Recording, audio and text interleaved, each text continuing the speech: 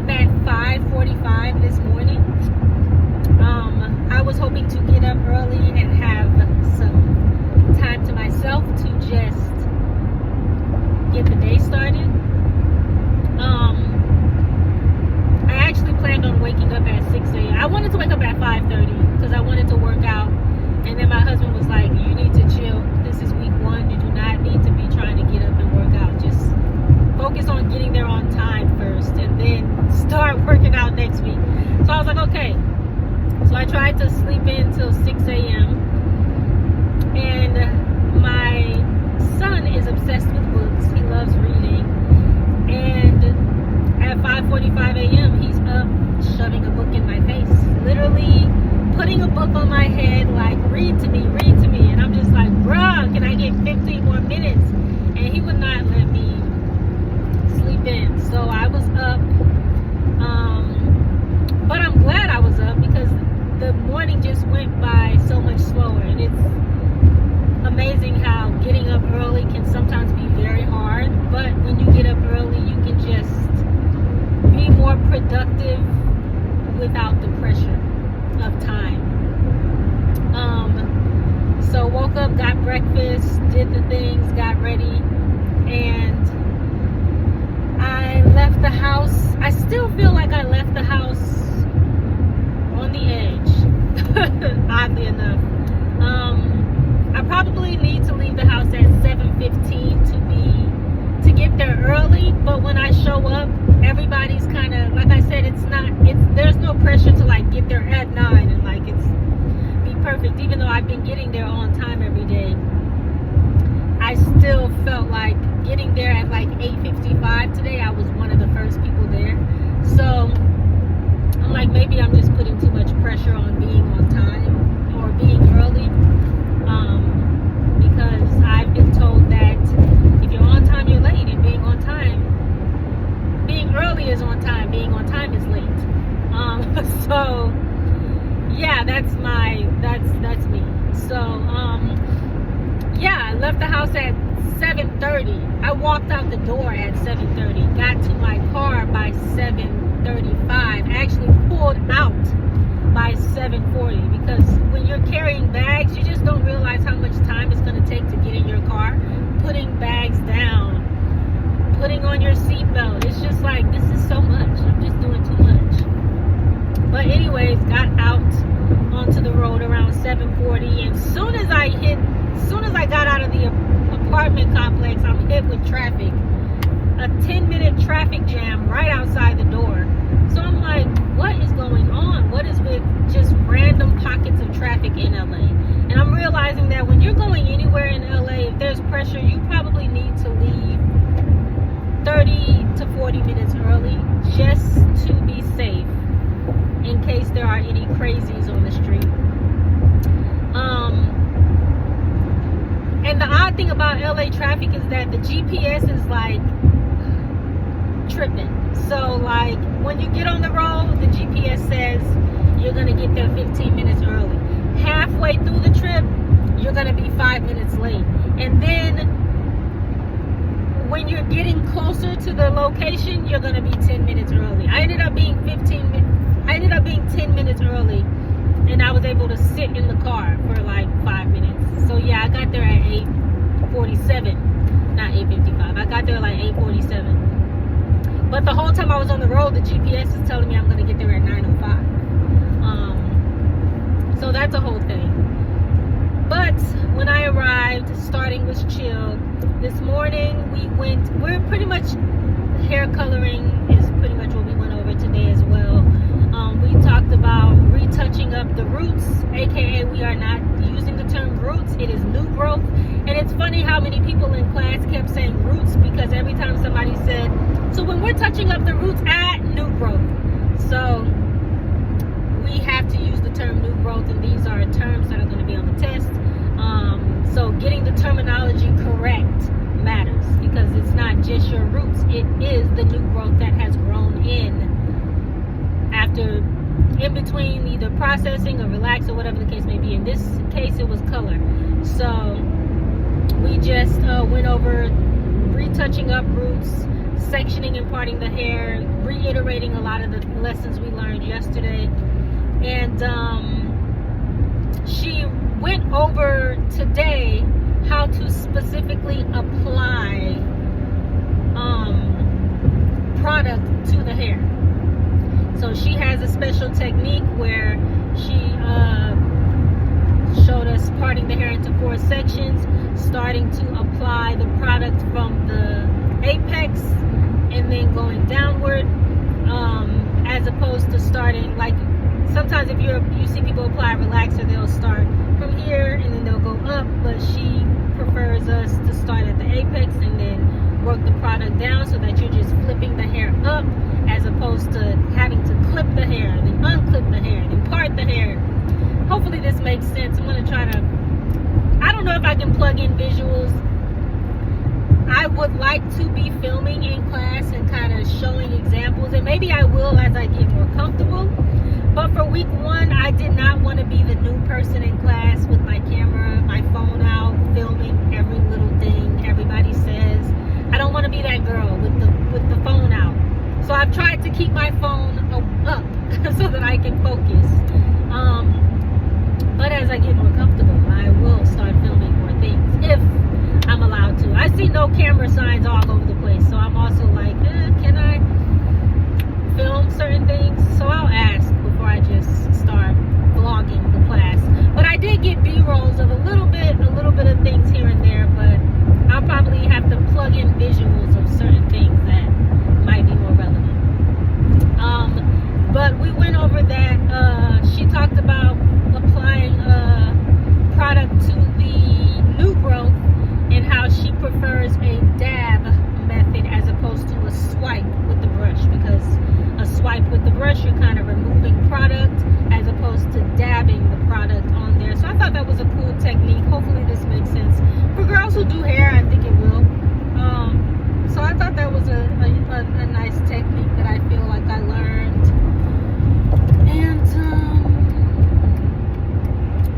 And then we had multiple clients come in. It's been a busy week. Like, people have been coming in to get their hair done, which I can appreciate, because my first 3 days in school, I've had a real life client. I haven't had to work on a mannequin at all yet. I've been working on real life people.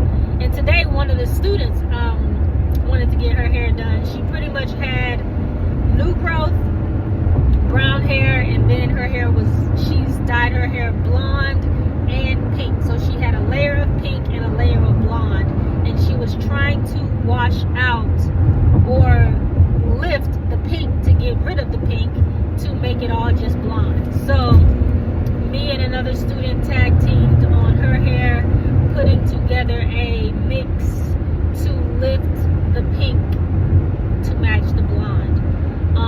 And then she wants to take the whole blonde and make it brown to match her new growth. So we had to do it in steps. And today was just about lifting the pink. And then next week it'll be about turning the blonde to her natural color, or trying to match it as much as possible. So today, did I do the mix? I did do the mix, which was, the mix was, I mixed for 2 clients today, so I might be getting confused. But I feel like it was 30 volume developer and like, well, I want to say 1 ounce of lift bleach. And then she mixed some shampoo in it. I think that was it. 30 volume? Yeah, I think it was 30 volume. And then she mixed shampoo into it, mixed that up.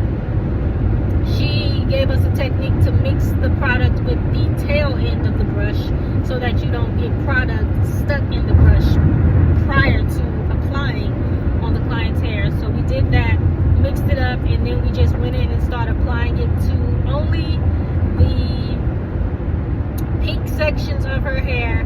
And she calls it the line of marcation. I hope I'm saying that right. She does have an accent, so sometimes I feel like I need to do better with just, I wish I spoke multiple languages, but that's just not what I was privileged with learning as a child. So, but the line of marcation, which is pretty much the section where the new growth is, and then where the new color begins. Where the new growth ends and the new color begins. So that break, kind of blending those two sections together so that it's not a hard, blunt chop or blunt color change from new growth to the blonde. Kind of just blending that to kind of blend it ultimately. So we did that, put it all over her head, and then just kind of massaged it, worked it in, as she would say, working in the color. And then we shampooed. I did my first shampoo today, which was awesome. Getting the water to the perfect temperature, that felt awesome, because I always feel confused about the shampoo bowl. It took a while to get the water to the temperature I want it to be, so that was like scary, a little scary for me, because I didn't want to burn her, because as soon as I turn the water on, it's like steaming, and I'm like, whoa, don't want to put that on your head just yet. So got the water to the right temperature, started to rinse the product out of her hair. No shampoo at first, just rinse, get all the product out, and then we went in with shampoo, and then we did another shampoo with purple shampoo to get out some of that yellow from the blonde, and then conditioner, and then that was it. Blow dried it a little bit. The other student did the blow drying, and that was it. And then amazingly enough, when you're working on a real client, I mean, I'm sure maybe when you're working on a mannequin too, but working on a real client, soon, by the time we finished her hair, it's like time to go. So I finished her hair, and we're looking at the clock, and it's 12:45, and class is over at 1, and they are out. Get out at 12:55. Nobody is trying to keep you past 1. I love it, because I'm the type of person where I don't mind hanging out, but I'm ready to go. I got a baby at home, I got a husband at home. I want to go. I want to be with my family.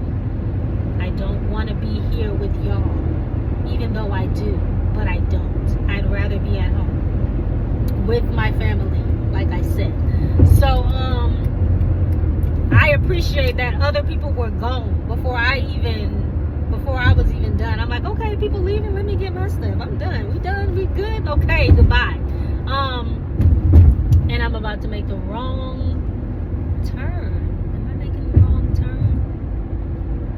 Please don't let this be the wrong turn. Okay, it's not the wrong turn. So yes, that was it. That was pretty much the gist of the day. That was the gist of the day.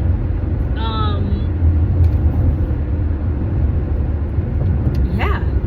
So my overall assessment of this week is that I feel like I'm going to learn a lot. I appreciate the immediate hands-on experience, because she told me, she was like, you're just going to be observing for the first 3 weeks. You're just going to be observing for the first 3 weeks. But I feel like when I told her I work at a salon and that I already do braids, I think she was just like, girl, get in and do something. And she just doesn't waste any time. She's like, grab a brush. Here, Shakia, you're going to be doing this. Grab a brush. You take the other side. Like, so I just appreciate feeling like I'm in school, but feeling like I'm at the salon doing hair, because I am doing hair, and the stakes just feel so much higher because I'm doing somebody's actual hair. So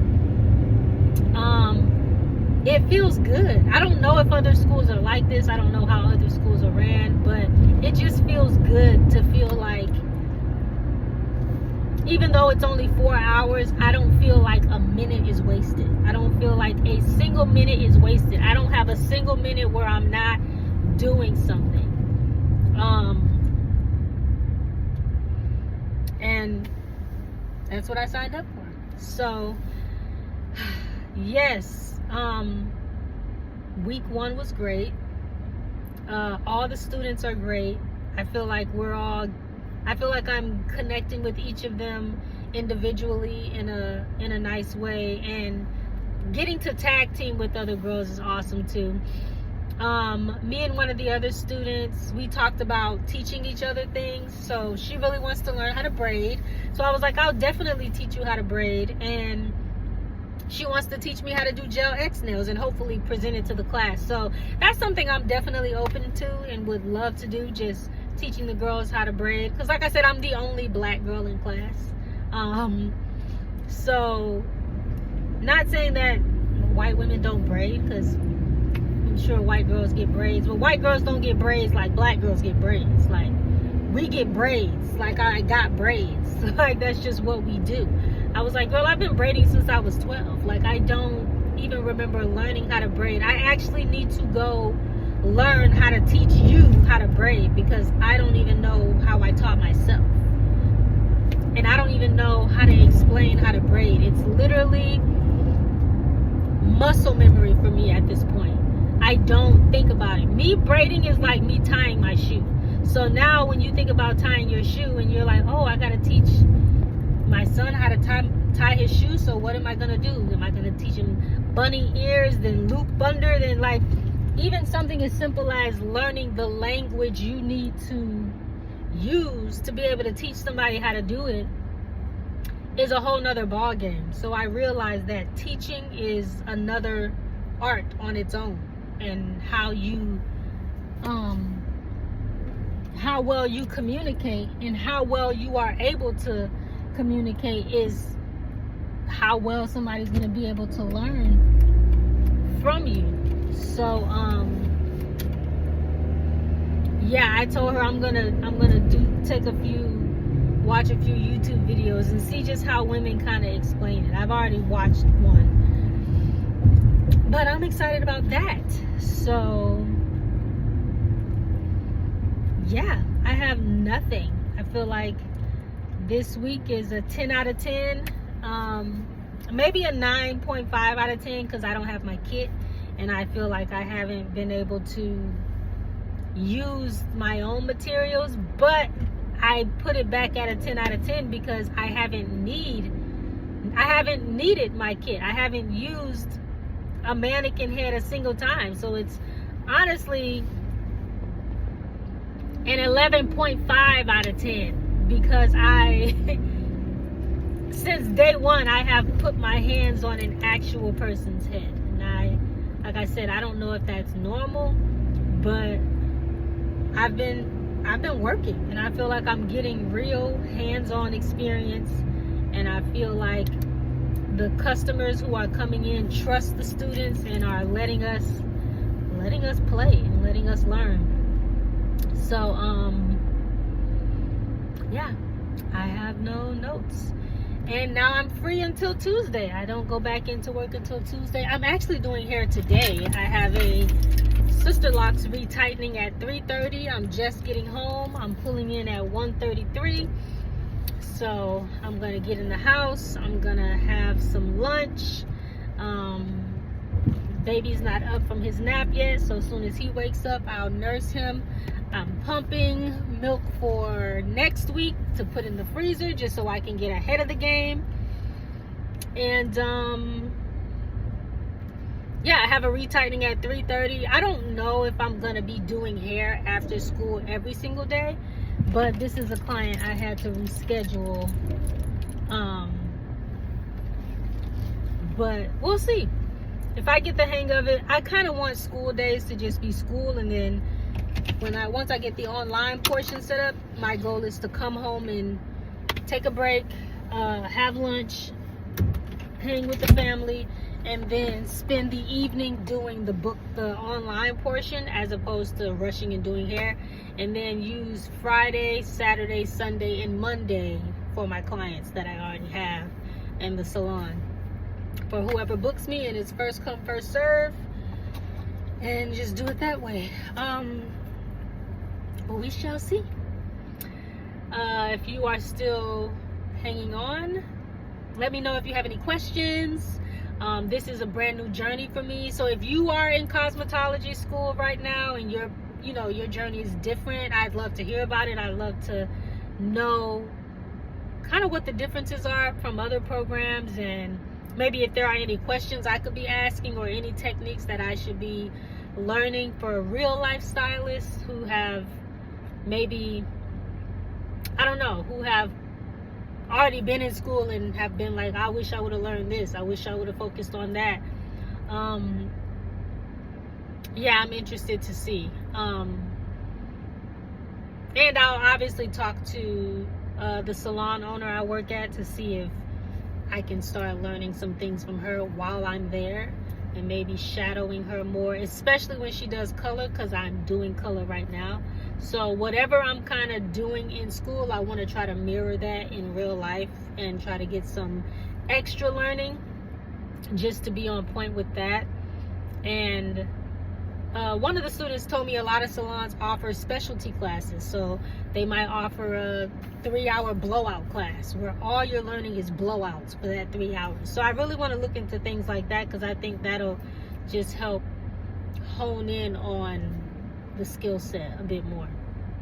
But I'm done talking because I'm hungry and I'm about to go inside. So thanks for watching.